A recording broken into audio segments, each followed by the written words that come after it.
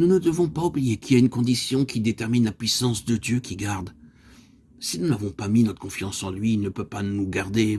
Pour connaître cette puissance qui nous garde, nous devons croire de tout notre cœur en ses promesses. Si nous laissons s'insinuer le doute sur notre possibilité de vaincre, alors nous discréditons sa capacité à nous garder. Eh oui, chaque matin en nous levant, nous devrions lui dire « Je te remercie de m'avoir gardé hier et aujourd'hui tu dois aussi veiller sur moi. Je te remercie de m'avoir ouvert les yeux ce matin et que je puisse te louer. Je ne sais pas quelle tentation se dressera devant moi aujourd'hui et je ne sais pas comment la vaincre, mais je crois que tu pourras me garder. Tu es Seigneur vivant dans ma vie, dans mon cœur et pour l'éternité. » Dans 1 Pierre 1,5, nous voyons clairement que Dieu garde ceux qui ont foi en lui. Nous pourrons lire « À vous qui, par la puissance de Dieu, êtes gardés par la foi ». Ce n'est pas nous qui devons lutter contre la tentation pour essayer de la vaincre.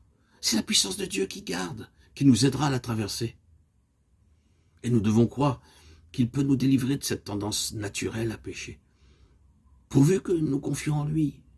Même quand nous sommes assaillis soudainement par les tentations, quelque chose d'étonnant se produit. Tous les traits enflammés du malin se heurtent au bouclier de la foi. Il s'interpose entre nous et Satan pour nous garantir des traits du malin. Au lieu de nous atteindre, il frappe sur le bouclier de la foi et rebondit sur Satan lui-même. Paul déclare « Je suis persuadé qu'il a la puissance de garder ce que je lui ai confié jusqu'à ce jour-là. » 2 Timothée 1,12. Le Seigneur était capable de garder Paul, mais Paul a fait quelque chose qui a permis à Dieu de pouvoir le garder. Paul s'est donné lui-même à Dieu. Si vous croyez en lui, alors vous devez vous offrir vous-même à lui. Il ne peut garder que ce qui lui a été confié au dépôt.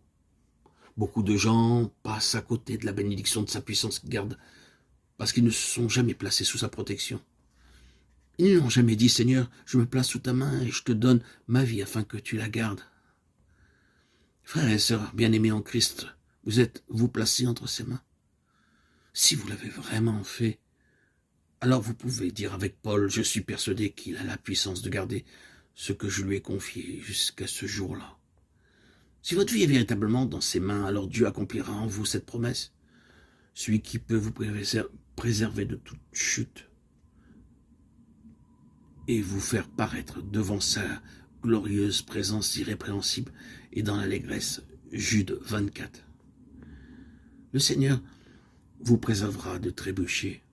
Nous trébuchons lorsque, dans un moment d'inattention ou d'inconscience, nous heurtons quelque chose sur notre chemin. Gloire à Dieu, loué soit Dieu. Sa grâce prévenante agit au-delà du domaine conscient.